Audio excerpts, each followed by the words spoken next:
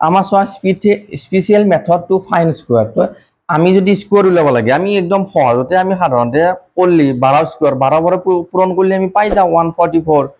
কিন্তু আমি স্পেচিয়েল মেথডত যেতিয়া কৰিম তেতিয়া আমি কি কৰিম, ধৰ আমি 12 স্কোয়াৰটো আমি ধৰি ললো।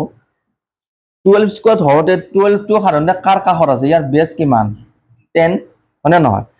তো 12 যোগ ইয়াত বেসটো 10 যেহেতু 12 ৰ পৰা 10 মাইনাস কৰলে কি পাম 2 পাম।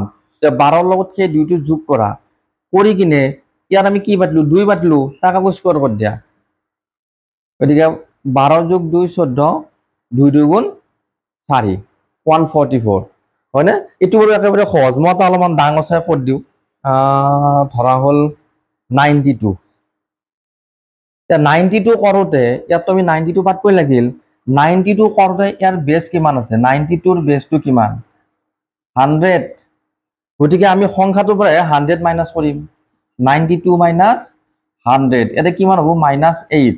ইয়াত যেনেকৈ প্লাস কৰিছিলো ইয়াতে কাৰণ প্লাস হৈছিল, ইয়াত আকৌ 92 মাইনাস 100 কৰোতে কি হ'ল -8। গতিকে ইয়াত হ'ব -8। ইয়াতে কি আছে 8 আছে, গতিকে 8 স্কোয়ার। 92 ৰ পৰা আমি 8 যদি বিয়োগ কৰো কিমান হ'ব 84 আৰু 8 স্কোয়াৰ মানে হ'ল তোমাৰ 64। গতিকে এই নিয়মত আমি ফাইন স্কোয়াৰ কৰিব পাৰো। এইবোৰ নিয়ম জানি থোৱাটো আমাৰ ভাল।